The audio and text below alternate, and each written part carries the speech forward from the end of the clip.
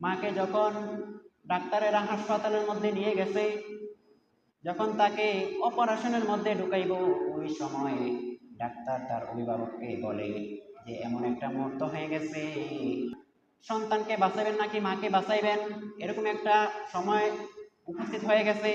তখন অভিভাবকেরা বলে যে সন্তানকে বাঁচানোর কোনো দরকার নাই, মাকে বাঁচান, কারণ মাকে বাঁচাইলে সন্তান আবার দুনিয়াতে আসতে পারবে। একে জিজ্ঞেস করলে এ বলে মাকে বাঁচান, ওকে জিজ্ঞেস করলে ও বলে মাকে বাঁচান, সবাই বলে মাকে বাঁচান।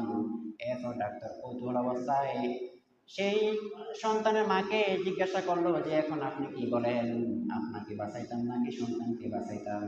তখন মা বলতো আমাকে না বাঁচে আমার সন্তানকে বাঁচাও, কারণ সে দুনিয়াদারি দেখে না, আসমান দেখে না, জমিন দেখে না, চন্দ্র দেখে না, সূর্য দেখে না, কোনো কিছু দেখে না। আমি তো দেখেছি, আমি মারা গেলেও কোনো সমস্যা নাই।